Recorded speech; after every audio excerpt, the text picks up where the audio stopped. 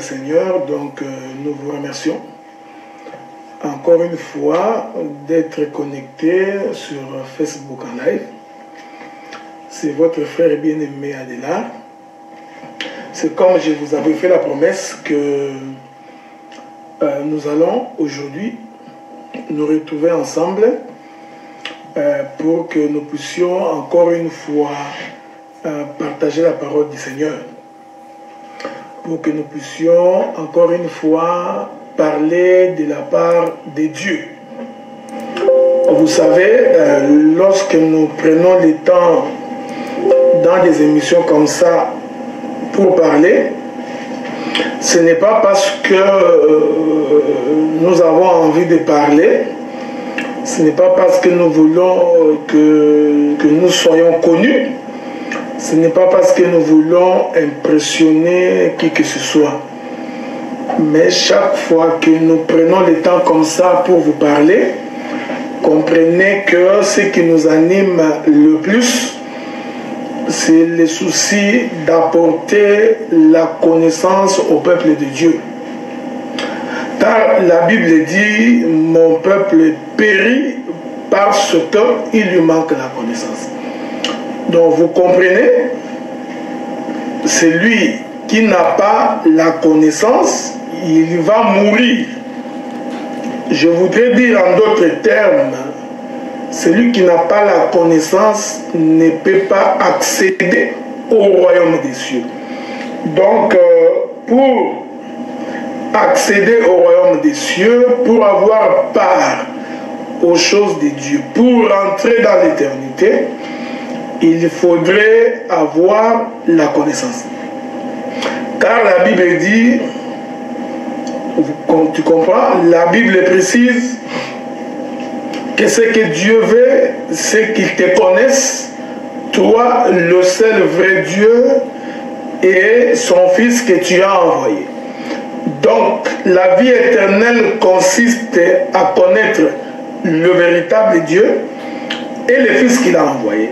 Donc, quand quelqu'un ne connaît pas, quand quelqu'un, la connaissance lui échappe, cet homme-là ne peut pas hériter les royaumes des cieux.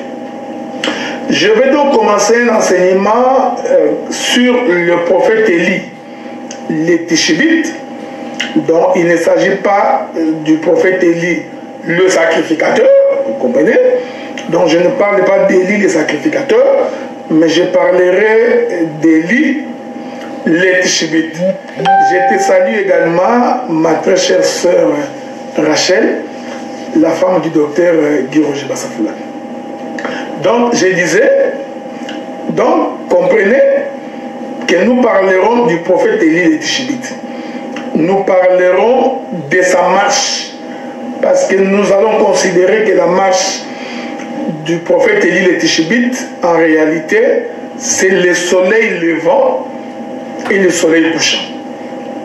Mais je vous informe déjà en passant que même si je parlerai 8 fois dans une émission d'1 heure, c'est-à-dire pendant 8 heures, il est impossible que je puisse finir toute la matière qui renferme le déplacement du prophète Élie. C'est pourquoi je parlerai probablement 1 heure aujourd'hui. Shalom bien-aimé Joël Kabasele. Je parlerai probablement 1 heure aujourd'hui et demain, je prendrai encore 1 heure pour parler. Donc souffrez parce que je vais aller doucement et lentement. C'est comme je vous ai toujours dit, lorsque nous prêchons, lorsque nous enseignons, c'est différent lorsque nous prêchons. Vous comprenez? Donc l'enseignement, la démarche du doctorat est différente de la démarche pastorale, elle est différente de la démarche évangélique. Cela veut dire que lorsque nous prêchons comme un pasteur, comme un évangéliste, nous pouvons vous parler des merveilles de Dieu, nous pouvons vous expliquer combien le Seigneur vous aime. Shalom bien-aimé désiré de la Côte d'Ivoire. Nous pouvons vous parler de tous les bienfaits de l'Éternel. Mais lorsque nous enseignons, c'est-à-dire lorsque le doctorat est à l'œuvre, nous passons le temps pour que même dans le petit détail, que chacun de nous soit à même de comprendre. Je voudrais d'abord que nous prenions le texte de base.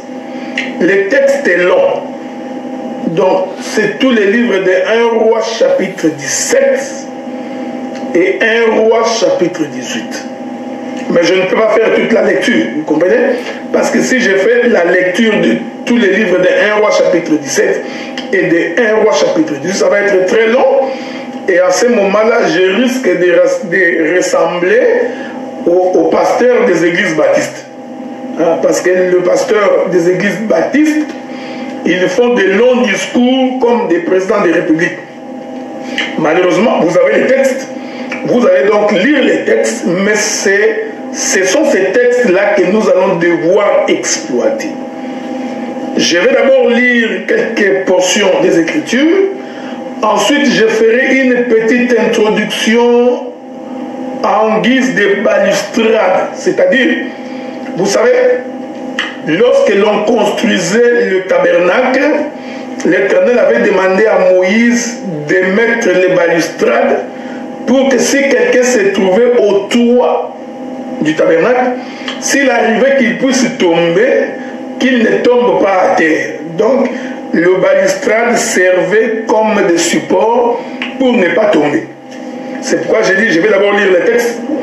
Ensuite, je ferai une petite introduction pour poser les bornes en ce qui concerne la compréhension et la saisie de l'écriture, afin de vous permettre que lorsque nous allons marcher, que nous puissions cheminer ensemble à bon port. 1 Roi chapitre 17, le premier verset. Je vais lire. La Bible dit, Élie le Tishbite, l'un des habitants de Galade, dit à Akab, l'Éternel est vivant, le Dieu d'Israël, dont je suis le serviteur. Il n'y aura ces années-ci ni rosée, ni pluie, sinon à ma parole. Voici les textes que nous allons exploiter aujourd'hui. Voyez-vous, c'est juste un verset. Mais vous allez voir que pour expliquer seulement un verset, nous allons donc faire appel à beaucoup de témoins des Écritures, juste pour expliquer cette portion. Parce que cette portion de l'Écriture que j'ai lue avec vous, vous allez voir que ça va résumer toute la création. Remarquez cette chose. Donc, Élie le Tishbite, homme habitant de Galade, a dit au roi Akab que ces années ici, il n'y aura ni pluie ni rosée, sinon à ma parole. Et l'Écriture précise que lorsque Élie a dit ces choses, lorsqu'il a dit ces paroles, alors la pluie s'est arrêtée de tomber. Shalom bien-aimé Noëlla, ça fait longtemps. Que Dieu te bénisse. Je suis content de t'avoir en ligne. Donc, je disais, ainsi, il n'y aura pas pluie, il n'y aura pas de pluie pendant 3 ans et demi. Je vais prendre une écriture pour me faire comprendre.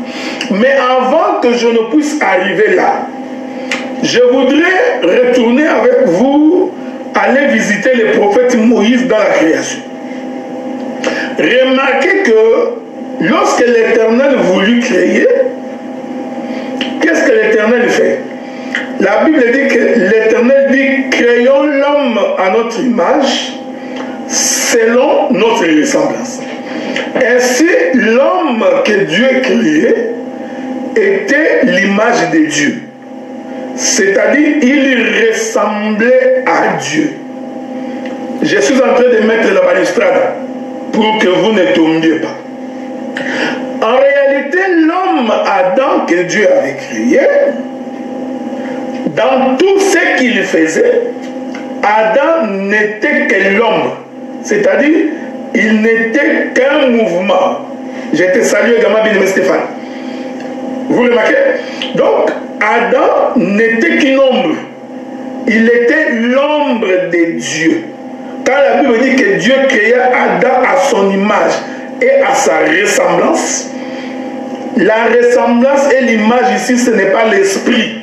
comme j'entends beaucoup de prédicateurs dire, non, l'image de Dieu en l'homme, c'était son esprit. Non. L'image de Dieu en l'homme, ce n'était pas son esprit. Ça c'est croire à la manière des hommes. C'est-à-dire, tu as imaginé, tu t'es dit des choses. C'est pourquoi, dans l'évangile, quand tu veux dire quelque chose, il faut vérifier les Écritures. Vous comprenez? Adam était donc l'image de Dieu. La Bible définit ce que c'est l'image. Je vais lire avec vous quelques Écritures pour une meilleure saisie. La Bible, elle définit ce que c'est l'image. Donc, nous ne nous mettons pas à penser des choses ou à imaginer des choses. Remarquez. La Bible dit ceci. Je vais d'abord lire une écriture dans Genèse, chapitre 5, verset 3. La Bible dit, Adam, âgé de 130 ans, engendra un fils à sa ressemblance, selon son image. Et il lui donna le nom de Seth. Voyez-vous?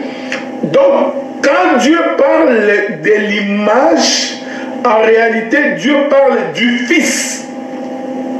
Donc, l'image de Dieu veut dire Fils. Vous comprenez, frère? Donc, suivez bien. Donc, la Bible dit, Adam, âgé de 130 ans, engendra un fils à sa ressemblance et selon son image. Donc, celui qui ressemble au Père, c'est celui-là qu'on appelle l'image, c'est celui-là qu'on appelle fils. Suivez-moi bien. Parce que remarquez que lorsque Dieu crée Adam, Dieu dit, créons l'homme à notre image, selon notre propre ressemblance. Donc, or, Adam que Dieu crée, qui ressemble à Dieu, qui est l'image de Dieu, en réalité, cet Adam représentait les fils de Dieu. C'est pourquoi, lorsque Seth est né, le prophète Moïse va reprendre le même mot que le prophète Moïse avait utilisé quand il expliquait la création d'Adam. Parce que, je t'informe, que celui qui nous explique la création d'Adam, c'est Moïse. Vous comprenez? Donc c'est Moïse qui raconte l'histoire de la création d'Adam. Pendant que Moïse est en train de raconter l'histoire de la création d'Adam, Moïse, il utilise deux termes. Il parle de la ressemblance, il parle aussi de l'image. Deux phrases pour expliquer la création d'Adam. Voilà pourquoi quand Adam aussi à son tour donna naissance à un fils qui lui ressemble, voilà, qui est son image. Donc le même terme, remarquez cette chose, Moïse va aussi les reprendre quand il s'agit de Seth. Il dit Adam âgé de 130 ans. Vous comprenez? J'aime ça. Parce que vous allez comprendre que 130 ans, c'est l'âge de la circoncision. Bon, je vais laisser, je vais passer ça à côté. Hein? J'ai levé les panneaux, je passe. Parce que la circoncision veut dire la manifestation du Fils. On en parlera au jour du Seigneur. Hein? Quand on parle de la circoncision, on veut tout simplement dire le dévoilement du Père. Or, quand le Père se dévoile, nous voyons le Fils. Hein? Avez-vous remarqué? Dieu dit dans Ésaïe chapitre 35, il dit ceci. Je vais lire avec vous l'écriture, ok? Pour une bonne saisie. Hein? Pour que vous puissiez bien nous saisir là-dessus. Prenons Ésaïe chapitre 35. Ésaïe 35, ok? Je vais courir très vite. Ésaïe chapitre 35. Je vais commencer par le verset 1er. Avec votre permission. Ésaïe chapitre 35. Regardez. La Bible dit ceci. Ésaïe 35, le verset 4. Je commence par le verset... Non, verset 2. Elle se couvrira de fleurs, tressaillira de joie, avec chant d'allégresse et cri de triomphe. La gloire du Liban lui sera donnée, la magnificence du Carmel et de Saron. Ils verront la gloire de l'Éternel et la magnificence de notre Dieu. Vous comprenez? Ils verront la gloire de l'Éternel et la magnificence de notre Dieu. Fortifiez les mains languissantes, affermissez les genoux qui chancellent. Dites à ceux qui ont le cœur troublé, prenez courage, ne craignez point. Virgule. Voici votre Dieu. Voyez-vous? Ça, c'est Isaïe qui parle. Il dit, voici votre Dieu. La vengeance viendra, la rétribution de Dieu. Il viendra lui-même et vous sauvera. Esaïe confirme que Dieu va venir lui-même pour faire quoi? Pour vous sauver. Il continue maintenant dans le verset 5 pour expliquer comment est-ce que Dieu lui-même, votre Dieu, viendra. Il dit ceci. Alors s'ouvriront les yeux des aveugles, s'ouvriront les oreilles des sourds, alors les boiteux sauteront comme un cerf, la langue des muets éclatera de joie, car des eaux jailliront dans les déserts et des ruisseaux dans la solitude. Esaïe nous fait comprendre que pour que nous comprenions que Dieu lui-même est venu, pas quelqu'un d'autre, Dieu lui-même, c'est qu'il faut que les aveugles voient, les sourds entendent, le boiteux marche. Vous comprenez? C'est pourquoi ce jour-là, lorsque le bien-aimé Jean-Baptiste était en prison, en étant en prison, il va envoyer ses disciples. Il dit, allez poser la question à cet homme de Jésus. Est-ce que c'est lui ou c'est quelqu'un d'autre que nous devons attendre? La Bible dit que lorsque les disciples de Jean-Baptiste sont arrivés chez Jésus, ils lui ont posé la question. Jean-Baptiste nous a envoyé pour te demander, est-ce que c'est toi ou il y a quelqu'un d'autre qui doit venir? Jésus va dire aux disciples de Jean-Baptiste, asseyez-vous, regardez. Vous comprenez? Une fois que vous aurez fini de regarder, alors rentrez, allez dire à Jean-Baptiste ce que vous avez vu. Et Jean-Baptiste, en tant que prophète, il comprendra que l'Éternel est venu. Les disciples se sont installés. Qu'est-ce qu'ils ont vu? Ils ont vu les paralytiques marcher. Ils ont vu les boiteux, les langues. Vous comprenez? Ils ont vu quoi? Ils ont vu les fils. Ils n'ont pas vu le véritable Dieu. Ils n'ont pas vu Dieu le Père. Mais ils ont seulement vu les fils. C'est pourquoi quand vous lisez Matthieu chapitre 11 verset 5, l'Écriture dit les aveugles voient, les boiteux marchent, les lépreux sont purifiés, le sourd entend, les morts ressuscitent. La bonne nouvelle est annoncée aux pauvres. Vous voyez? Le pauvre ici, ce n'est pas celui qui manque l'argent. Le pauvre ici, c'est celui qui est lié par les péchés. Quand il reçoit la bonne nouvelle, il est guéri. Vous voulez que je vous ajoute une écriture? Je peux vous ajouter une autre écriture. Luc chapitre 7, le verset 21. Souffrez, on va lire ça. Luc chapitre 7. Luc chapitre 7. Je vais lire avec vous à partir du verset 20. Non, verset 18. Jean fut informé de toutes ces choses par ses disciples. Il en appela 2 et les envoya vers Jésus. Je vous dis qu'il y a beaucoup de choses que je passe, hein, parce que je peux expliquer pourquoi Jean-Baptiste a envoyé 2 de ses disciples aller consulter Jésus. Il les a... Vous voyez, ça c'est le ministère. Hein? Pourquoi il a envoyé 2?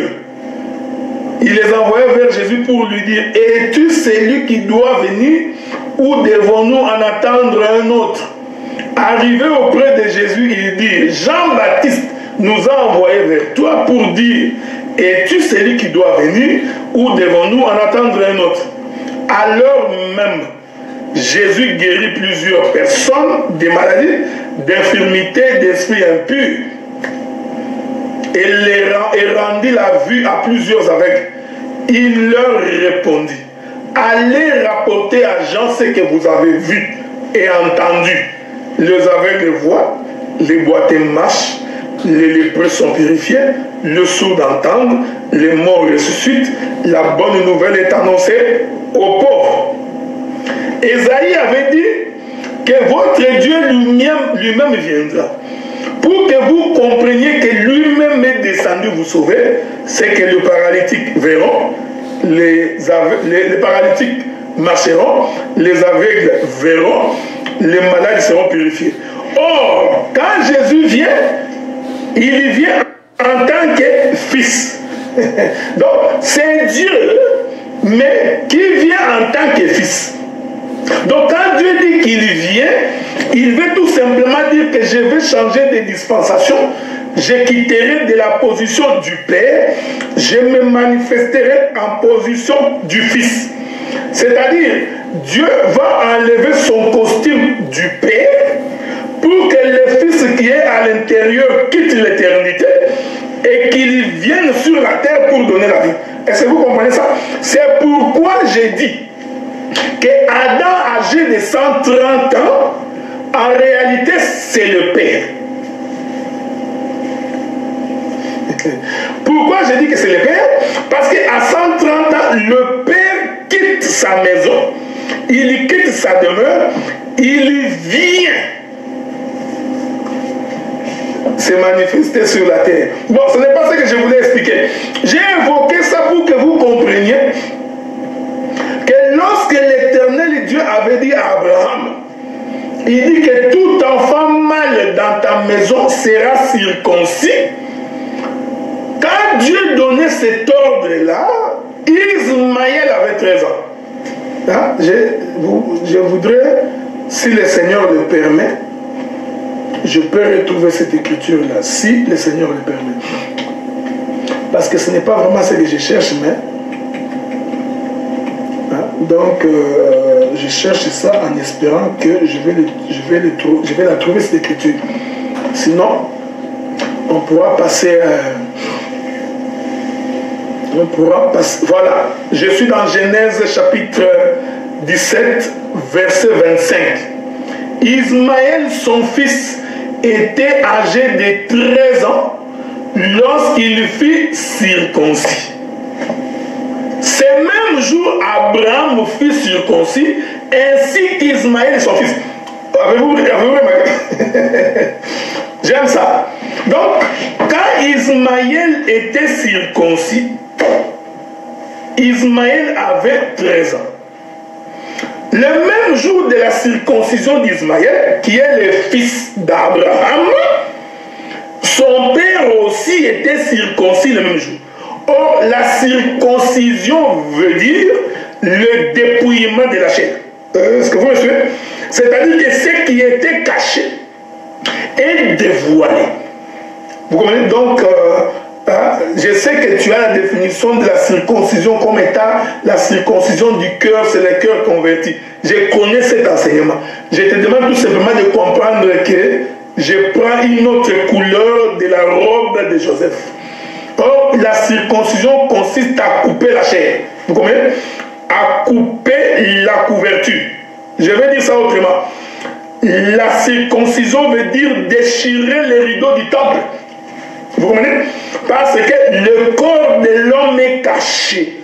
Donc, le prépuce sert donc de couverture. Le prépuce, en d'autres termes, c'est la loi, les psaumes et les prophètes qui cachent Dieu. Ouais. Le Père est enveloppé dans un corps.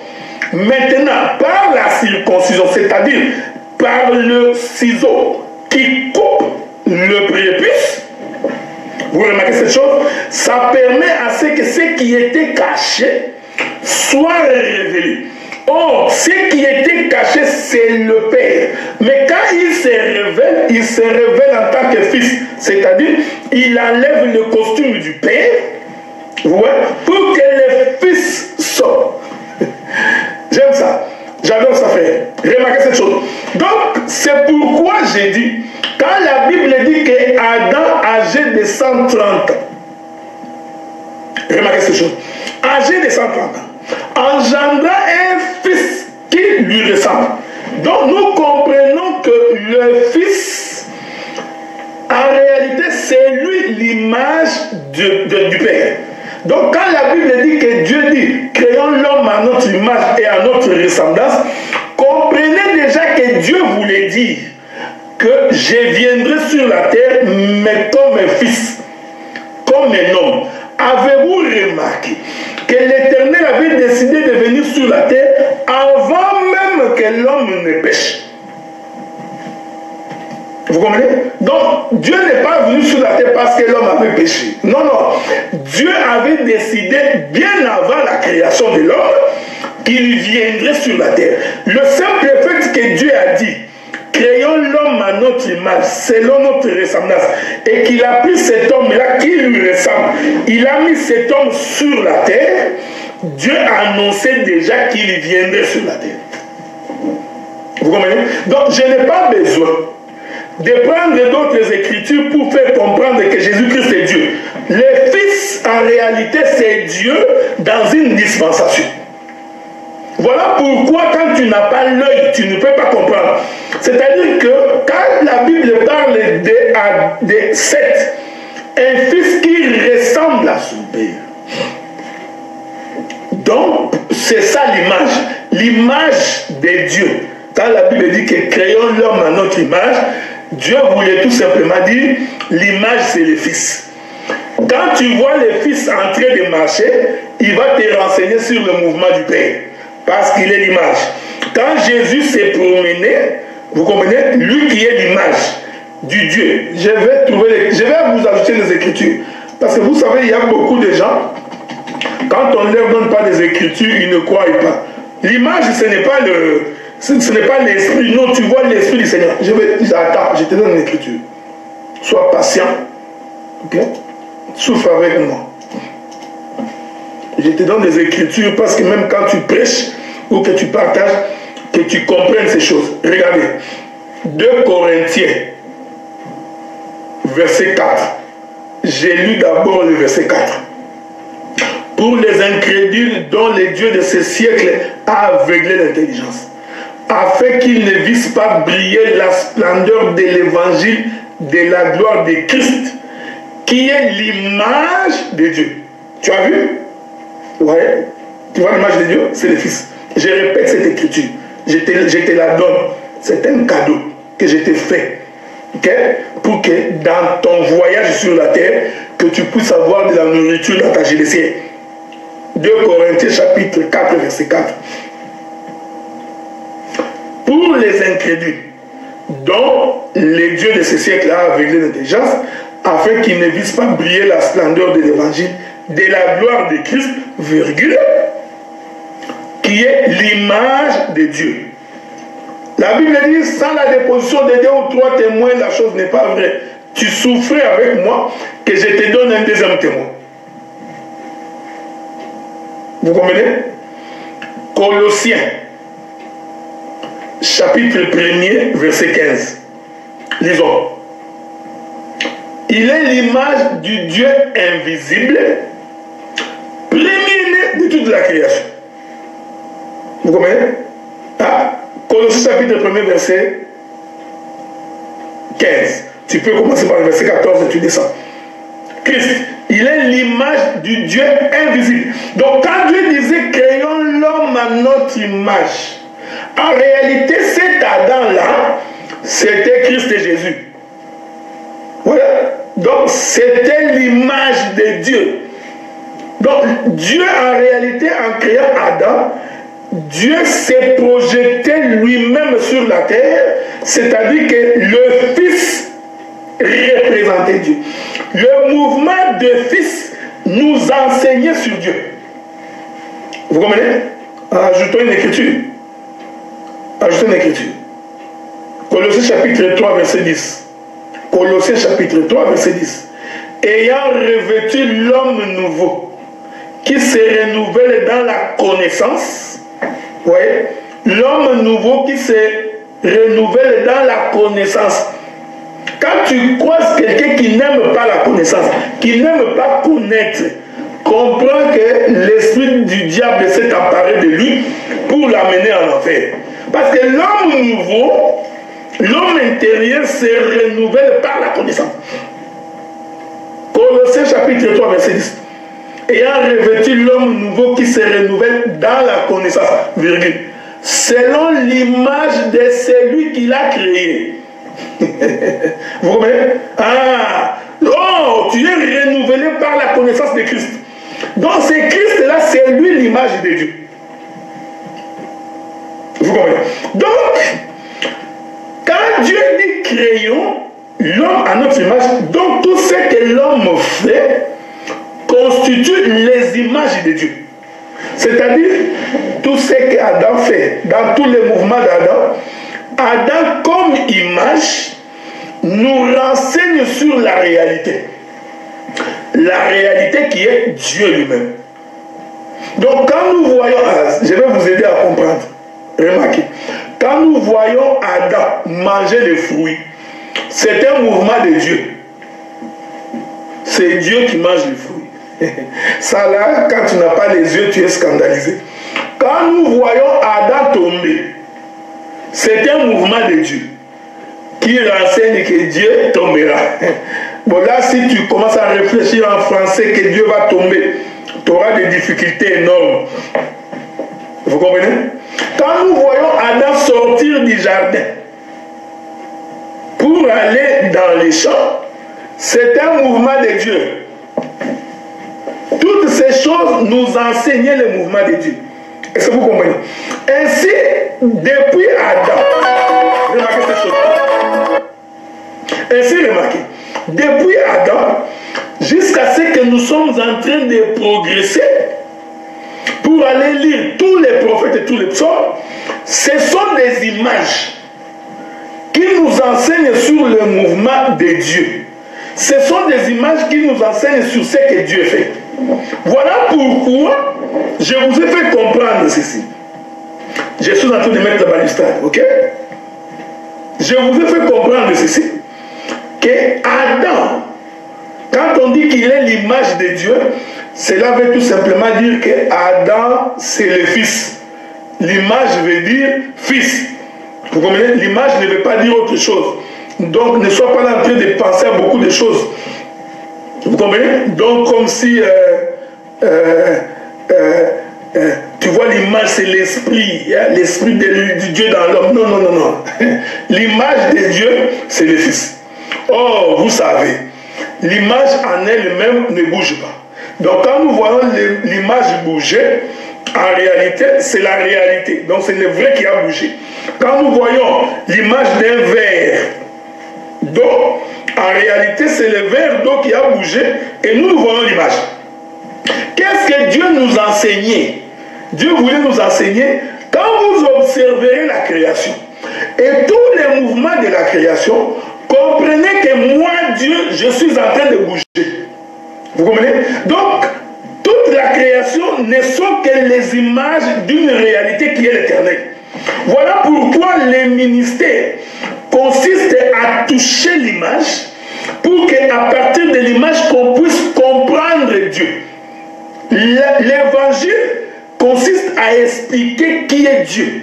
Or, Dieu s'explique par des images. Et les images que Dieu utilise pour s'expliquer, ce sont les Écritures. Voilà pourquoi il est écrit, la loi, les psaumes et les prophètes parlent de moi. Donc, quand nous voyons un prophète en mouvement, comprenez que le prophète n'est qu'une image. Vous comprenez? Ce n'est qu'une image d'une réalité.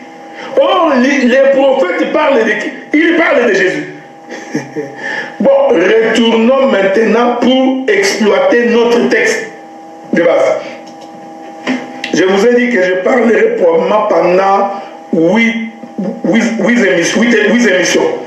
En fonction d'une heure par émission, 8 heures. En espérant que je vais finir tout l'enseignement. Quand bien même que je crois que je ne finirai pas l'enseignement. Nous étions au temps du roi Akab. comme vous le savez, le roi Akab a épousé Jézabel. Et Jézabel, c'est cette femme qui a détourné le cœur du roi Akab vers les dieux étrangers. Suivez-moi attentivement. Le roi Akab. Or, pour être roi en Israël, il faut être de la tribu de Juda. Et le roi Akab est devenu roi sortant de la tribu de Juda. Je ne pense pas me tromper. Donc Dieu n'est pas fou, il savait pourquoi Akab est devenu roi. Mais Akab, en devenant roi, il va épouser une femme du nom de Jézabel.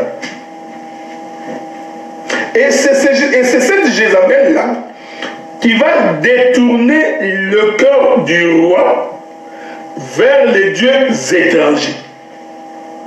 C'est Akab qui fera de Akab un prostitué. Vous comprenez? Parce que la prostitution, selon l'évangile, c'est l'idolâtrie. On va lire ça. Tout homme qui ne prie pas un véritable Dieu, c'est un idolâtre. Je me permets de vous trouver une écriture, ok? C'est important.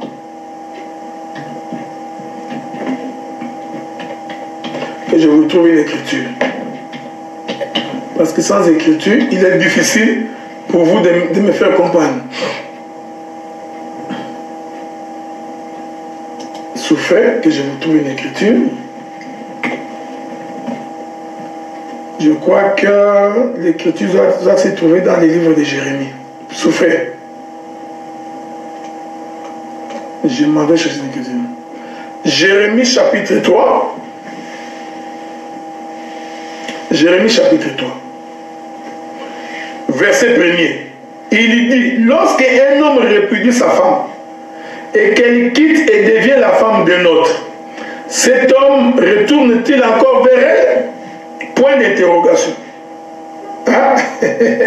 Vous voyez, le prophète parle comme s'il parlait d'un homme comme ça. Il dit, lorsque un homme répudie sa femme, et qu'elle le quitte et devient la femme de quelqu'un d'autre, cet homme retourne-t-il vers elle? Point d'interrogation.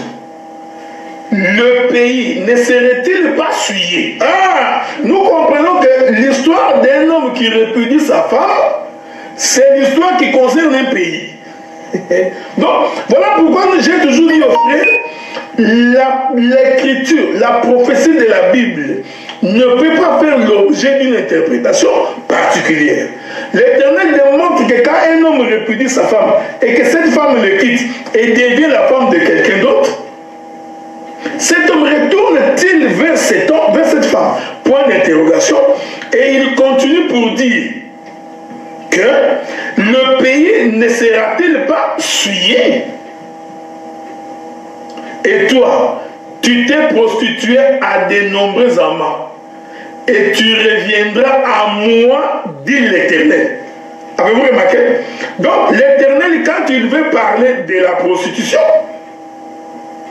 il démontre que c'est lorsque Israël va vers d'autres dieux. Quand Israël va vers d'autres dieux, c'est-à-dire quand Israël devient idolâtre, en réalité, Israël s'est prostitué. Or, quand on va vers d'autres dieux, cela veut dire qu'on va écouter un autre enseignement que l'enseignement de son mari. Parce que la femme ne peut écouter que la voix de son mari. Donc quand une femme n'écoute plus la voix de son mari, c'est-à-dire que la femme est en train d'écouter la voix d'un autre mari, et en écoutant la voix d'un autre mari, la Bible considère que cette femme s'est prostituée, c'est-à-dire c'est de l'idolâtrie. L'idolâtrie ne veut pas dire seulement se prosterner devant les statues ou devant les amulettes. Non. L'idolâtrie, c'est-à-dire quand on s'éloigne de l'enseignement de Dieu, quand on s'éloigne de la volonté de Dieu, en réalité, on s'est prostitué On est donc idolâtre. Est-ce que vous comprenez? Donc quand tu es dans une église où on enseigne des choses qui sont contraires à ce que Dieu a dit, comprenez que ces cultes-là que vous faites, cette assemblée, c'est une assemblée des idolâtres. Je vais vous donner quelques exemples concrets pour que vous compreniez ce que je dis.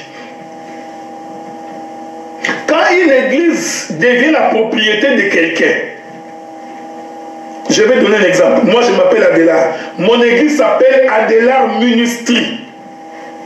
Combien? Vous comprenez, c'est Fondation Adélard. Fondation Badiang. Vous comprenez? Donc, quand une église porte déjà des noms comme ça, c'est en dehors de l'enseignement. C'est-à-dire que vous êtes dans une assemblée des idolâtres. J'ai voulu vous ajouter une autre écriture dans Jérémie chapitre 5. La Bible dit ceci. Pourquoi te pardonnerai-je? Tes enfants m'ont abandonné. Ils jurent par des dieux qui n'existent pas. Tu vois comment Dieu définit la prostitution et l'idolâtrie? Il dit, pourquoi te pardonnerai-je? Tes enfants m'ont abandonné. Ils jurent par des dieux qui n'existent pas. J'ai reçu leur serment. Ils se livrent à l'adultère. Et ils sont en foule dans la maison de la prostituée. Voyez-vous? Donc, l'idolâtrie, c'est de la prostitution. La prostitution, c'est l'idolâtrie. Donc, quand quelqu'un se détourne de la voie de l'Éternel, quand quelqu'un ne marche plus selon la voie de Dieu, cet homme-là devient idolâtre. Il est allé vers d'autres dieux. C'est ce qui arriva du temps du roi Akab. Akab a épousé Jézabel. Donc nous comprenons que Jézabel, c'est un enseignant. Donc Jézabel a enseigné à Akab comment aller vers d'autres dieux. C'est-à-dire que Jézabel a donné un faux enseignement. Voilà pourquoi nous disons que tout celui qui donne un faux enseignement, c'est un jézabéliste. Vous comprenez? On a des prédicateurs jézabélistes. Donc ils donnent des faux enseignements qui détournent le cœur du peuple vers le véritable Dieu pour aller vers le Dieu étranger. Quand l'enseignement donne au peuple le goût de la terre, vous comprenez? C'est du jézabélisme. Donc, l'enseignement te donne le goût de ce monde. Ça te donne le goût de la terre. Or, l'Écriture dit, affectionnez-vous des choses d'en haut. Vous comprenez? Donc, on détourne le cœur du peuple pour faire croire au peuple que pour que l'on sache que tu es Dieu, il faut que tu aies une grande maison, il faut que tu aies des voitures et que tu aies beaucoup d'enfants. Or, je vous ai fait comprendre ceci, bien évidemment le Seigneur, que les païens aussi ont des voitures, les païens aussi ont des maisons. D'ailleurs, ils ont des maisons plus grandes que les vôtres. Ils ont des voitures plus belles que les vôtres. Des païens ont des enfants qui étudient à l'université parce qu'ils mettent de l'argent, ils étudient dans de grandes écoles. Maintenant, dites-nous, en quoi vous êtes différent de ces païens-là lorsque l'enseignement fait tourner le cœur de l'homme vers la terre? Or, quand le cœur de l'homme est tourné vers la terre, l'homme devient bossu. C'est-à-dire, il a les dos courbés. Voilà pourquoi l'Écriture dit qu'un jour, le Seigneur Jésus croisa une femme au dos courbé. C'est-à-dire, les regards de cette femme étaient constamment tournés vers les choses terrestres, constamment tournés vers les désirs de ce monde. C'est pourquoi vous verrez des églises où on ne fait que vanter le monde. Bien-aimé, tu ne seras jamais le dernier, tu seras le premier. Tu n'habiteras plus qu'Isenso, tu vas habiter Mbinza, tu vas quitter le village Katakokombe, tu viendras dans la ville de Kinshasa. Pire encore, il faut aller voir cette ville-là comment elle est. Voyez-vous, bien-aimé dans le Seigneur, tu ne dormiras plus là où se trouvent les moustiques, tu vas dormir là-haut. Mais les riches qui sont païens, ils ne dorment pas à Kinshasa. Vous comprenez? Les riches païens, c'est ça la différence de l'évangile. D'ailleurs, je t'informe en passant. Il y a des prédications qui ne sont propres que pour prêcher dans des pays pauvres. Parce que vous faites de la psychologie. Vous regardez l'environnement, vous voyez, avec un environnement comme ça, un tel enseignement, ça va marcher. Vous comprenez? Des vendeurs. Donc, vous voyez la psychologie. Bon, comme le pays est en crise, il n'y a pas d'argent. Donc, si je m'en vais à Massina, j'apporte l'évangile du genre, tu auras l'argent, ça va marcher. Mais aujourd'hui, tu ne viendras pas prêcher à un blanc qui a déjà l'argent, lui faire comprendre que quand il a l'argent, c'est ça qu'il a Dieu. Il te dira dans ces cas-là, pourquoi je vais venir prier? Parce que j'ai déjà l'argent. Donc j'ai déjà Dieu. Je défends d'ailleurs en passant qu'aujourd'hui, les hommes riches dans des pays industrialisés, ils quittent les villes pour aller habiter la campagne. Les hommes riches aujourd'hui, dans les pays industrialisés, ils n'habitent plus les villes. Ils font l'exode urbain. Ils quittent les villes. Pourquoi? Parce que les villes sont devenues encombrantes. Il y a beaucoup d'immigrants, beaucoup de drogués, de fumeurs de chanvre, de prostituées. Alors, les hommes pauvres, les hommes riches, païens, ils quittent les villes pour aller habiter les villages. Maintenant, toi, tu viens avec tes chansons, que tu chantes tous les jours, le matin, que le peuple applaudit. Non, j'étais au village, Dieu m'a fait grâce, je suis arrivé dans la ville. Vous tournez les regards du peuple vers les choses de la terre. C'est ça l'enseignement de Jézabel. Vous comprenez?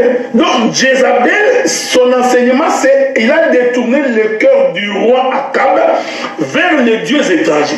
Vous comprenez ici qu'Akab, dans une dispensation, il représente tout un peuple. Il représente l'humanité. J'ai dit dans une dispensation. Parce que je peux balancer la nourriture dans la marmite et la balancer encore. Vous comprenez? Donc, quand Jézabel va vers les dieux étrangers, vous comprenez qu'ici, Jézabel représente aussi la maison d'Israël. C'est-à-dire, non, Akab, quand il va vers les dieux étrangers, c'est parce qu'il y avait un prédicateur du nom de Jézabel. C'est pourquoi Apocalypse reprend, il dit, tu as laissé Jézabel enseigner dans mon église. Donc, tout prédicateur qui prêche les hommes les désirs de la chair, les soucis du monde, les soucis de moi, toujours moi. Ton ego est plus que la volonté du Seigneur. Tout prédicateur comme ça, c'est un jézabéliste. Vous voyez, il tourne le cœur du peuple vers les choses de la terre. C'est pourquoi Jésus a croisé une femme qui avait les dos courbés, dont les regards étaient constamment tournés vers la terre. Nous avons des hommes, des femmes qui marchent constamment les yeux tournés vers la terre. Ils sont en train de courir derrière la bénédiction matérielle, en train de courir derrière les richesses de ce monde. Ils courent derrière la paille. Les dos courbés. Vous comprenez? Ce sont des bossus qui marchent la tête courbée. Jésus regarde cette femme, il dit, relève-toi.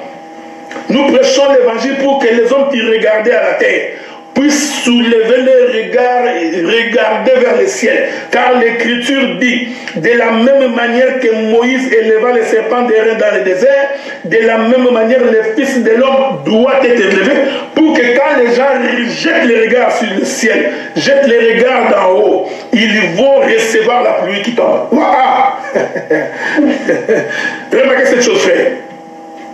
Nous ne voulons pas dire qu'avoir des maisons, de voitures, c'est pas mauvais. Non.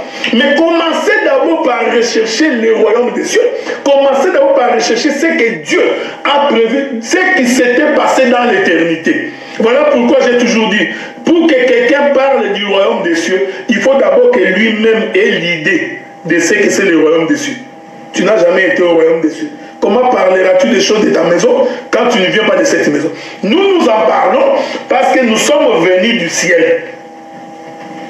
C'est voilà pourquoi sur la terre, nous rappelons au peuple de Dieu que nous devons rentrer là où nous sommes venus. Donc ici, nous sommes au temps où le roi Akab est allé vers les dieux étrangers.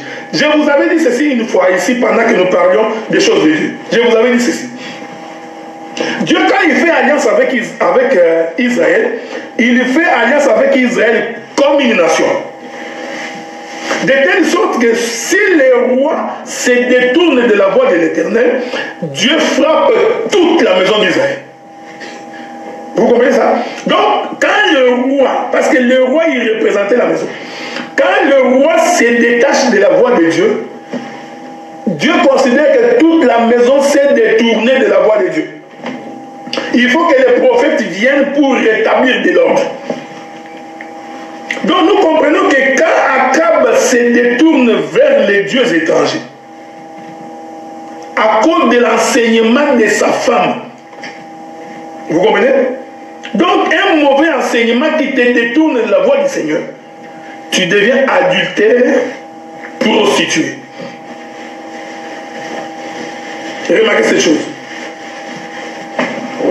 La Bible dit ceci. Je continue. Jérémie chapitre 5. Je vais lire, non, prenons Ézéchiel chapitre 16. Je vais lire le verset 15 pour mettre une parenthèse là-dessus.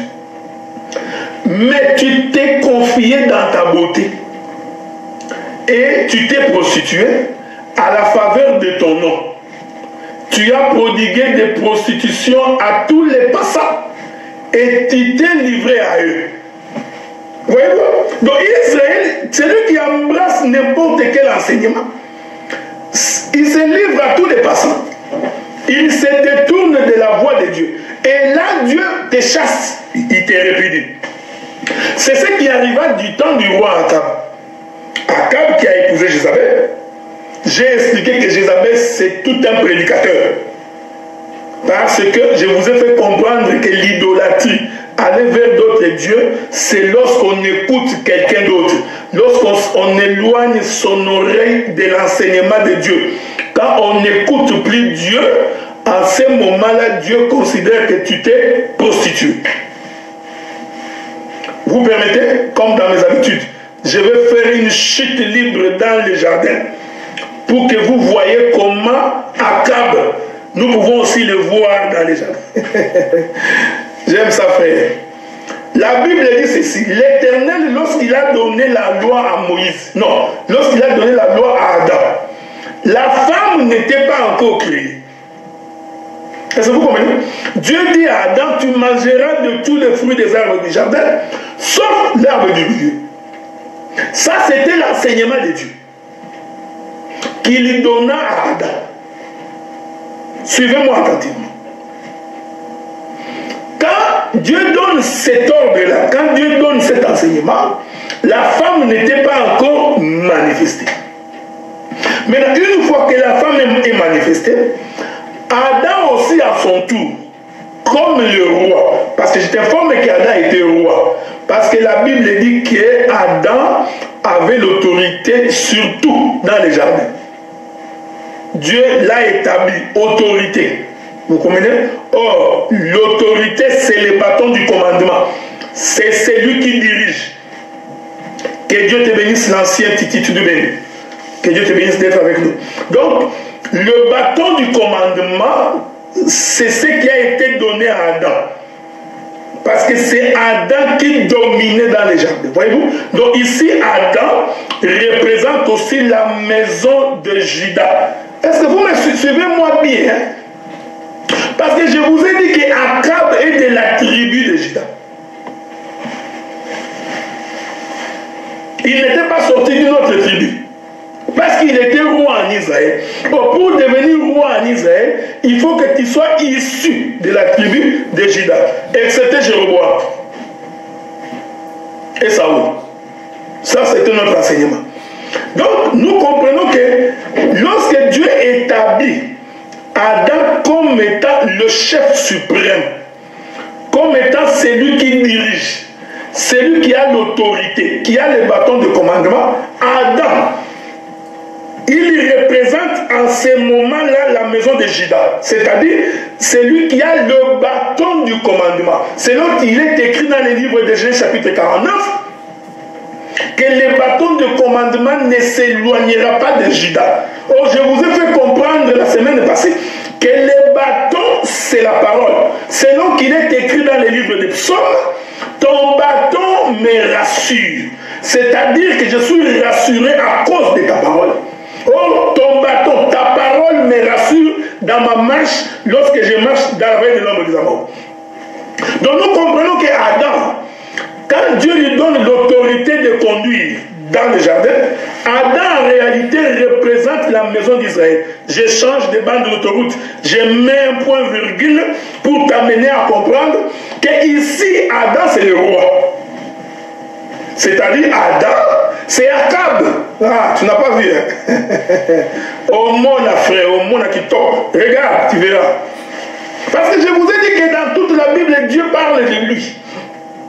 Tu comprends? Donc faites attention parce que je suis dans une dispensation. Ici, Akab, Adam, c'est aussi Akab. Regardez, tu vas voir. Il prend la royauté, c'est-à-dire Adam devient roi, il dirige, il donne les ordres à sa femme. Hein, Ève. C'est Adam qui a dit à Ève, Dieu m'a dit. Jusque-là, Adam avait le bâton du commandement. Mais regardez le mouvement d'Akab et de Jézabel dans les jardins. Ça, la frère, si tu n'as pas le Saint-Esprit de Dieu, tu marcheras d'éternité en éternité, tu ne verras pas.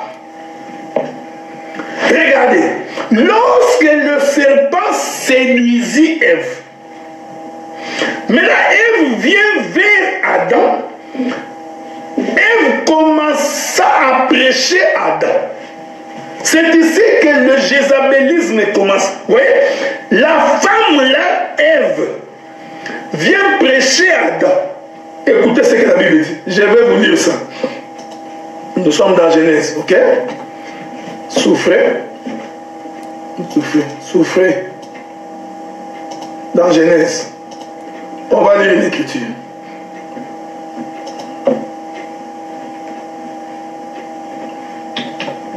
L'écriture dit ceci. Je vais vous trouver cette écriture-là. Que Dieu te bénisse, bien Patrick. Regardez. Nous sommes dans Genèse chapitre 3, verset 6. C'est ici que Jézabel a commencé l'enseignement. C'est-à-dire, il commence à détourner le cœur d'Adam vers d'autres dieux. Il détourne le cœur d'Adam vers l'idolâtrie. Vous voyez, c'est ce que Jézabel a fait avec Akab. C'est Jézabel qui détourna le cœur d'Akab vers les dieux étrangers.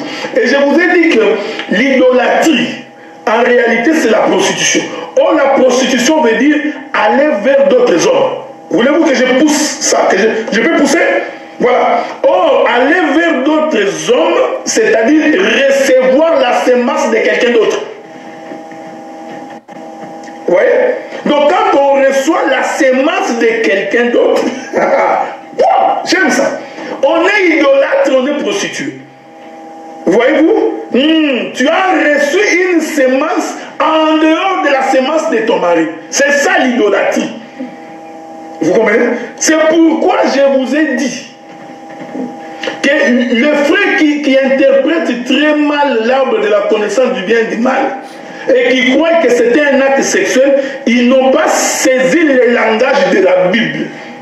Gloire soit rendue à Dieu parce que Dieu a caché ces choses aux sages de ce siècle, aux hommes intelligents de ce monde. Il a révélé cela aux petits-enfants. Les gens qui ont l'humilité, qui croient que Dieu est capable de tout. Remarquez, frère.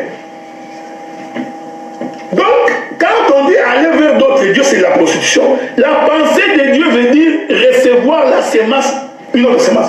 Or, Matthieu nous fait comprendre que la semence, c'est la parole. Vous comprenez? Hein? Donc, la semence, c'est la parole. Donc, quand tu écoutes une autre parole, en réalité, tu reçois une autre semence.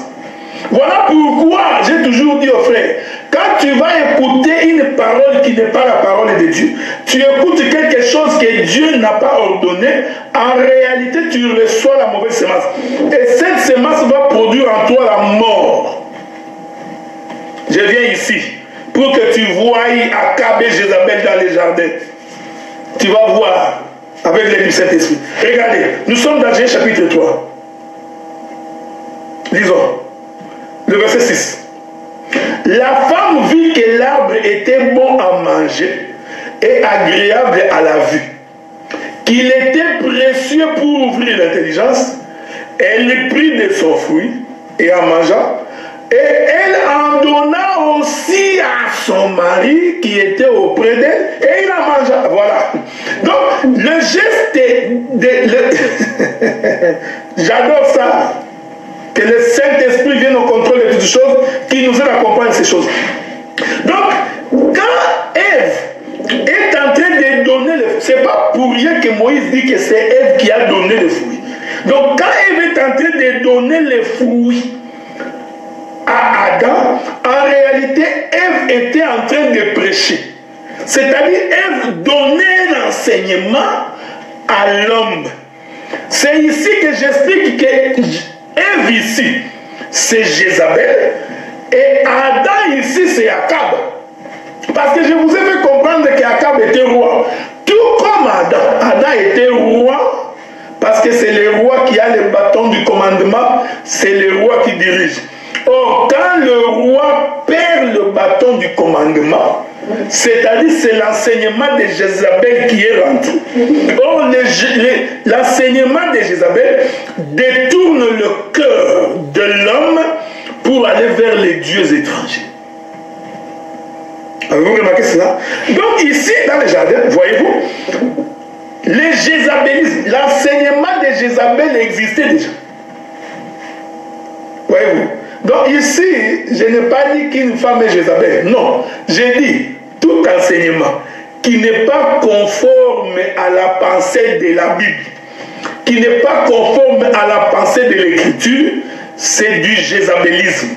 Or, le jézabélisme consiste à détourner le cœur du roi pour aller adorer les dieux étrangers. Vous savez, je pouvais balancer la nuée pour expliquer beaucoup de choses ici, mais je me réserve parce que je considère qu'il y a des choses que vous aurez des difficultés à supporter pour l'instant. Mais suivez-moi attentivement parce que vous allez voir.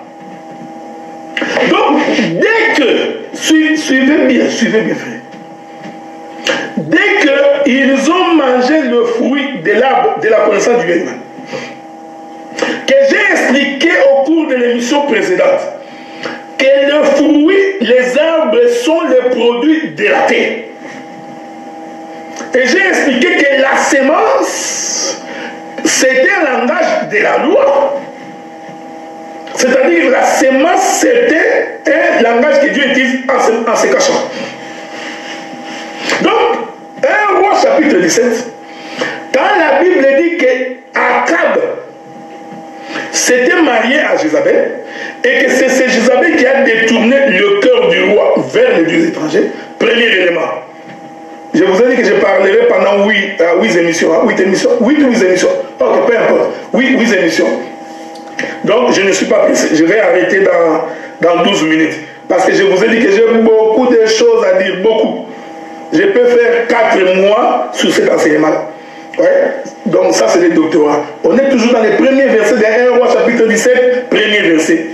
On n'est pas encore sorti de là. On n'a même pas encore fait la marche, frère. On n'est qu'au début. Voyez-vous?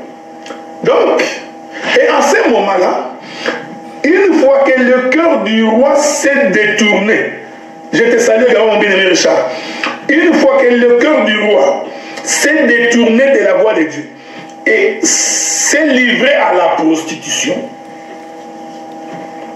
selon l'évangile, la prostitution c'est se détourner de la voie, ne pas écouter son mari, être loin de la maison de Dieu. Vous comprenez? Donc, vous comprenez automatiquement, lorsque Adam mange le fruit, Adam se détourne de la voie de Dieu. En réalité, Adam s'était prostitué. C'est pour cette raison que quand Dieu lui a demandé, Adam, as-tu mangé les fruits de l'arbre dont je t'avais dit de ne pas manger? Écoutez ce qu'Adam dit. La femme que tu as mise à côté de moi m'en a donné. Donc, j'ai écouté la voix de la femme. Et l'Éternel a confirmé. Adam, puisque tu as écouté la voix de ta femme. Mais regardez bien, mesdames et Seigneur, la Bible n'a jamais dit qu'Ève avait parlé. J'ai lu avec vous, Genèse chapitre 3, verset 6. Lorsque la femme a mangé les fruits, il prit aussi les fruits, il donna à Adam. La Bible n'a jamais dit qu'il avait parlé, qu'elle avait parlé. Non, non, elle a seulement mangé les fruits. Qu'est-ce qu'elle a fait? Elle a donné à Adam. Hein? Bon, vous voyez, c'est ça l'évangile. Toi, tu as vu qu'il a donné. Mais nous te disons qu'en fait, Ève avait parlé. Bon, remarquez, frère. Remarquez. Donc, quand tu lis ta Bible là, il faut faire très attention. Parce que Dieu se cache. Je suis dans le verset 8 de Genèse chapitre 3. Non, verset 17. Verset 17. La Bible dit ceci. Il dit à l'homme, puisque tu as écouté la voix de ta femme. Oh, bien aimé dans le Seigneur. Mais la femme n'avait pas parlé. Quand on lit le texte, la femme, dans Genèse chapitre 3, verset 6, la Bible dit que la femme, après avoir mangé le fruit, il y prit aussi le fruit, il donna à son mari. Maintenant, Dieu explique que le fait de manger là, en réalité, cela veut dire écoute. Il est bon. Voyez, frère. Mais quand tu lis le texte, la femme n'avait jamais parlé. Il n'a jamais dit à Adam, tu vois Adam, le fruit là, c'est bon, il faut manger, parce que ça donne des vitamines C. Tu vois, quand tu manges beaucoup de pommes, non.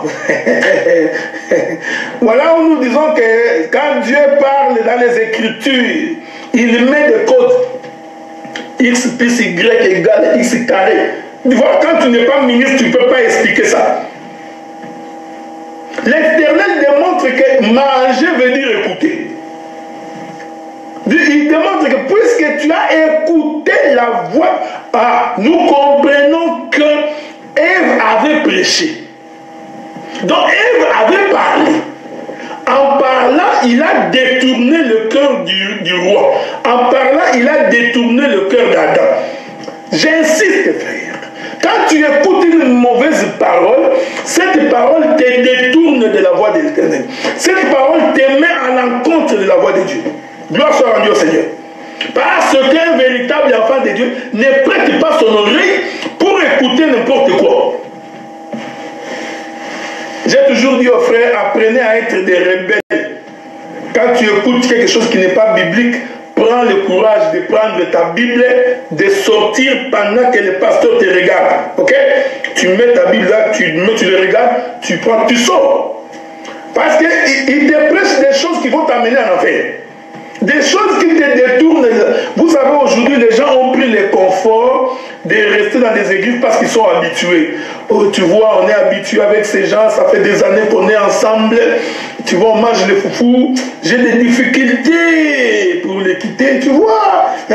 Parce que ça va non, Moutoumalamu, tu vas t'amener en fait. D'autres sont restés dans l'église parce qu'on l'a nommé le président des papas. Donc tu vois, tu seras le président des papas. Tu vois, même quand on prêche des faussetés, comme la chair adore être chef. J'ai toujours dit aux gens que le premier ennemi de l'homme, ce n'est pas le diable, c'est ta chair. Si tu n'es pas capable de maîtriser ta chair, tu n'es pas digne d'entrer dans le royaume. Celui qui est digne de rentrer dans le royaume, c'est celui qui a la capacité de maîtriser sa chair. Or, pour maîtriser la chair, il faut avoir la parole. Parce que la parole t'interpellera tous les jours pour te dire attention, tu prends un mauvais virage. Donc il y a des gens qui sont restés dans l'église parce qu'on a fait de lui un président des papas.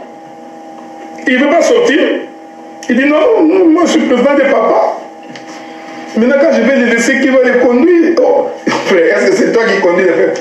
D'autres pasteurs, ils sont tellement malins. Ils récupèrent dès qu'ils voient une maman, un peu de chocolat avec des bijoux, et puis tu vois, des mamans qui 100 kilos là. Il dit non, toi tu seras maman présidente des mamans. Elle fait d'elle maman présidente. On se pose la question, maman présidente, c'est quoi cette histoire-là? C'est une association de quoi là? Ouais. Si tu cherches des titres, en tout cas, tu es tombé à la mauvaise adresse. Nous cherchons des gens qui ont les soucis du royaume, qui ont les soucis d'entrer au ciel, qui ne viennent pas pour servir leur ventre, qui ne viennent pas pour les honneurs, qui ne viennent pas pour des considérations, mais des gens qui viennent pour les saluts, pour la vie éternelle.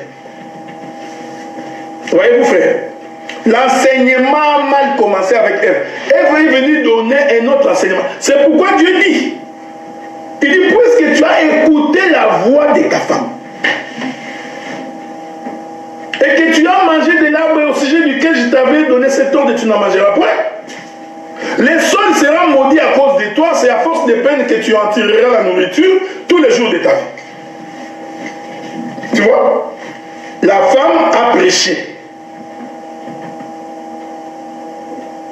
Tu vois, la femme a prêché. La femme prêche. Et il donne un mauvais enseignement qui détourne le cœur d'Adam vers les dieux étrangers. Voilà pourquoi Dieu a chassé Adam.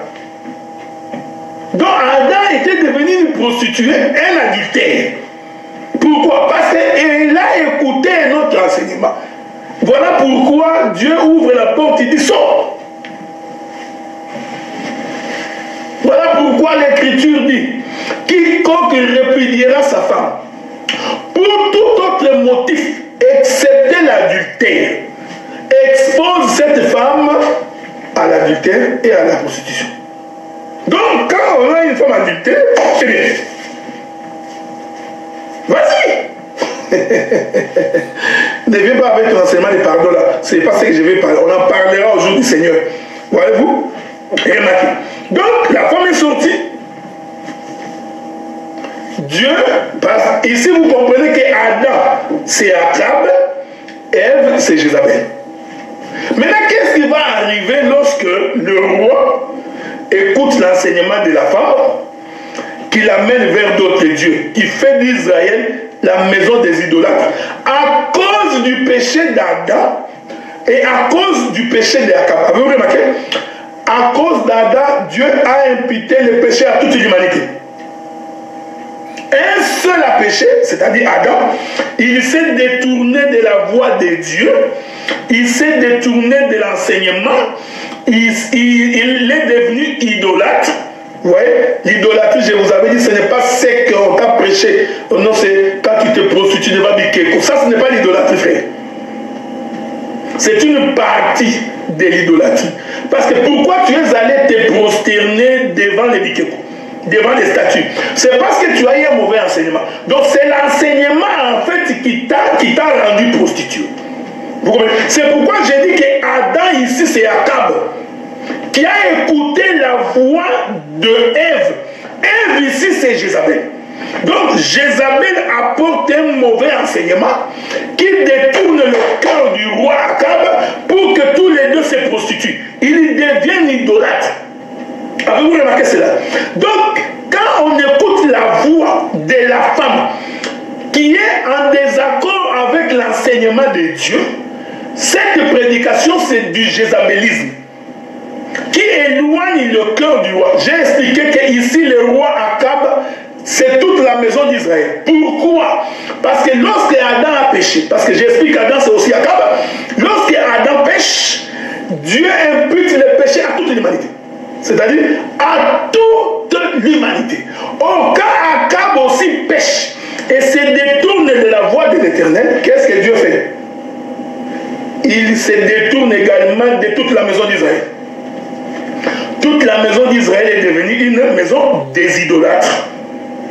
À cause de qui? À cause du roi. Maintenant, le bien-aimé Élie va dire, c'est là que je vais finir. Il dit, sinon, à ma parole, il n'y aura ni pluie, ni rosée. Voyez-vous? Quand le cœur du roi s'est prostitué et que toute la maison avec le roi a été embarquée dans l'idolâtrie, le prophète Élie ferme le ciel. Il dit, il n'y aura ni pluie, ni rosée. Vous comprenez? Or, bien aimé dans le Seigneur, quand il n'y a ni pluie, ni rosée, la terre devient déserte. Que le Seigneur vous bénisse. La terre. Oh, quand on ferme le ciel pour empêcher la pluie de mouiller la terre, elle devient poussière. Suivez-moi bien. Elle deviens poussière. Dieu avait dit à Adam, le jour où tu en mangeras, je chante devant nous tous, le jour où tu écouteras la voix de ta femme, tu redeviendras poussière. C'est-à-dire, je fermerai le ciel pour toi, l'eau et la rosée ne tombera pas. Donc, quand Élie dit ici, sinon à ma parole, il n'y aura ni pluie ni rosée, Élie voulait dire, je fermé les ciels. Qui est cet homme qui est capable de fermer les ciels pour que la pluie ne tombe pas? Vous allez comprendre que ici, Élie, c'est le type de Dieu. C'est l'image de Dieu. On va lire une écriture. On va lire une écriture, ok? Parce qu'un homme ordinaire, il ne peut pas commander la pluie. Bon, lisons. Parce que quand on ne lit pas, vous avez des difficultés des fois pour nous suivre. Lisons une écriture. Lisons une écriture. Je vais courir pour aller consulter un prophète. C'est important qu'on consulte un prophète, ok? La Bible dit ceci. Je suis dans Job chapitre 38. Job chapitre 38. Qui a ouvert un passage à la pluie et a tracé la route de l'éclair et du tonnerre. Je vous donne d'abord des versets. Soyez rassurés après. Parce que je vous avais dit au cours d'une émission ici, avant que la pluie ne tombe, il faut qu'il y ait l'éclair et le tonnerre. Parce que vous allez comprendre que l'éclair et le tonnerre, c'est le sacerdoce de Caïn, et que la pluie, c'est le sacerdoce d'Abel. J'avais expliqué ça 2 semaines passées. Je ne reviens pas, je passe. Vous comprenez? Sous fond. La Bible dit ceci. Je suis toujours, je crois, dans Job là toujours. Job chapitre 38, toujours verset 26. Pour que la pluie tombe sur une terre sans habitants, sur un désert où il n'y a point d'homme. Verset 28. Toujours Job 38. La pluie a-t-elle un père qui fait naître les gouttes de la rosée? Job était en train de souffrir. Remarquez, il souffrait. Maintenant, Dieu, pour expliquer la souffrance de Job, il pose la question à Job, qui est celui qui ouvre les passages à la pluie? Donc, qui est celui qui commande la pluie, qui dit à la pluie, venez? Vous comprenez? Je voulais vous ajouter notre écriture. Si c'est possible, ok? Ézéchiel chapitre 34, verset 26. Non, commençons Ézéchiel 22, verset 24. Fils de l'homme dit à Jérusalem, tu es une terre qui n'est pas purifiée, qui n'est pas arrosée de pluie au jour de la colère. Hein? Donc, quand la terre n'est pas arrosée de la pluie, la terre est déserte. Vous comprenez? Donc, quand la pluie ne tombe pas sur la terre constitue la poussière. Donc, quand le prophète Élie ferme le ciel, il dit, sinon à ma parole, il n'y aura ni pluie ni rosée. Élie voulait dire que terre, tu vas redevenir poussière. Pourquoi redeviens-tu poussière? Parce que tu t'es détourné de la voie de l'Éternel. Tu t'es détourné de la voie de Dieu. Bien-aimé dans le Seigneur, tout celui qui se détourne de la voie de l'Éternel, tout celui qui se détourne de la voie de Dieu, en réalité, pour lui, le ciel est fermé. C'est-à-dire, il n'y a pas de pluie, il n'y a pas de rosée. Demain, je reviendrai pour expliquer ce que c'est la pluie et ce que c'est la rosée. Vous comprenez? Donc, quand Dieu, tu te détournes de la voie de Dieu, je répète ça, tout celui qui aime le monde, qui a les soucis du monde, tout celui qui veut se vanter de sa position, tout celui qui veut dominer, qui a les désirs chair. Parce que nous avons des gens comme ça. Son ego passe avant la parole. Je vous fais remarquer que pendant qu'Élie fermait le ciel, il y avait une assemblée qu'on appelle l'assemblée des prophètes de Baal. Une fausse assemblée qui réunissait tous les serviteurs de la ville. Parce que les faux, ils aiment les associations. Je t'informe, hein? Les faux adorent les associations. Parce que c'est une façon de se couvrir mutuellement. Ils ne se disent plus la vérité. Je ne peux pas dire ça parce que je vais scandaliser certaines personnes. Tu vois, quand je vais dire ça, je vais m'attirer la foudre de plusieurs. Donc, vous voyez, on a créé une association que j'appelle moi une association de malfaiteurs dans le souci de ne pas se dire de vérité. Quelqu'un qui vit mal, qui se comporte mal, il insulte. On a des hommes qui se disent hommes de Dieu, des femmes qui se disent chrétiennes, mais qui ont la langue facile à insulter. Je t'informe que quand tu traites ton frère de païen, tu l'insultes. Tu vois? Ils ont la langue facile à insulter. Donc, j'avais dit au cours d'une émission ici que le péché de calomnie parmi les pasteurs n'est plus un péché. Les pasteurs calomnient tous les jours. Ils parlent des autres frères, ils parlent des autres sœurs, ils passent leur temps à calomnier. Ils pensent que c'est devenu leur attribut. C'est comme un devoir. Non. Ils font des réunions pour parler le mal des autres ou pour critiquer les autres. C'est là ça, je vais revenir. C'est l'assemblée des prophètes de Baal. Une association de malfaiteurs, les gens qui se sont rassemblés pour soutenir leur position. Non pas pour soutenir la position de la parole, mais pour soutenir leur position. J'ai toujours dit ceci, frère. Même quand tu me donnes du foufou et que tu me donnes l'argent, si tu te détournes de la voie de l'Éternel, ton foufou n'aura aucun effet sur moi. Je te dirai, je te parlerai. Ça, c'est l'apanage de tous les hommes de Dieu. Quand je m'écarte, même moi qui vous parle, si je m'écarte de la voie de l'Éternel, frère, prends le courage de me dire, bien-aimé Adela, tu t'es écarté de la voie de l'Éternel. Ce que tu fais n'est pas correct. Et quand on est serviteur, on s'humilie. On dit, bien-aimé, excusez-moi, nous continuons la marche.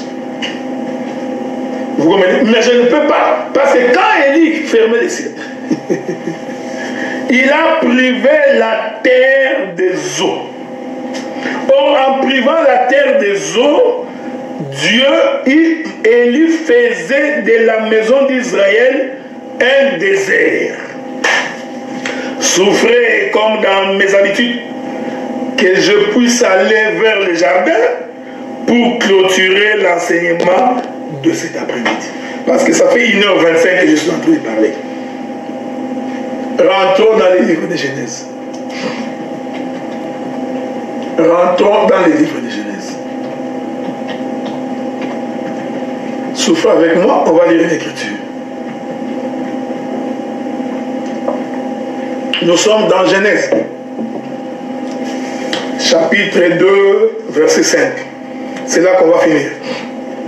Lorsque l'Éternel Dieu fit une terre et des cieux, aucun arbuste des champs n'était encore sur la terre, aucune herbe des champs ne germait encore, car l'Éternel Dieu n'avait pas fait pleuvoir sur la terre, et il n'y avait point d'homme pour cultiver le sol. Ça, c'est une prophétie du prophète Moïse.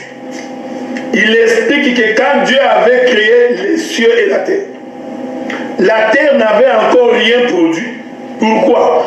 Parce que Dieu n'avait pas encore fait pleuvoir. Moïse voulait dire parce que Dieu avait fermé le ciel. J'adore. Vous savez, quand j'écris comme ça, c'est parce que je reçois une chose terrible. Donc, Dieu avait encore fermé le ciel. Dieu a fait en sorte que la terre ne puisse rien produire. Or, la terre qui ne produit rien, c'est un désert. Donc, quand Dieu ferme, nous sommes ici, frères, au deuxième jour de la création. Nous comprenons que le deuxième jour de la création, Élie a fermé le ciel. Je vais vous aider, frère, je vais vous aider. Laissez-moi vous aider. Élie a donc fermé le ciel. Le deuxième jour de la création, le ciel était fermé. Voici. Vous comprenez? J'adore ça. J'adore ça. Le ciel étant fermé, j'ai dit que le ciel était fermé le deuxième jour. T'inquiète pas, je vais expliquer. Parce que aucun arbuste des champs ne germait encore. Je suis dans la création. Donc en fermant le ciel, Dieu a fait de la terre un lieu désertique. Changeons de langage. Dieu a fait de la terre poussière. Vous comprenez? Dieu fit de la terre poussière. Parce qu'aucun arbuste des champs ne germait encore. Donc, cette portion de l'écriture, où Dieu refuse à la terre de produire en fermant le ciel, représente déjà la maison d'Israël. Donc, si tu regardes bien, si tu montes avec moi dans la caravane, tu vas voir Akab et Jézabel est déjà ici.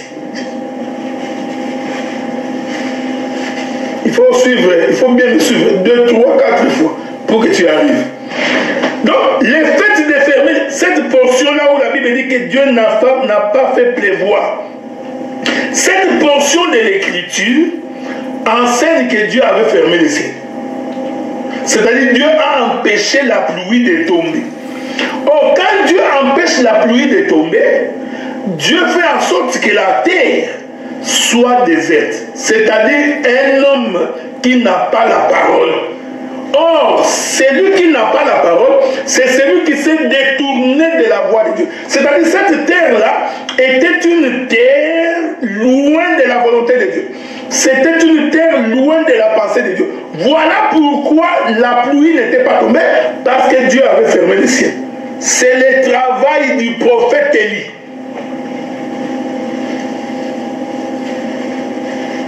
Voilà, c'est pourquoi nous disons, parce que je vais y arriver, que tout homme qui ne produit pas les œuvres dignes de la repentance, c'est un homme à qui Dieu a fermé le ciel. Et cet homme-là est une terre désertique.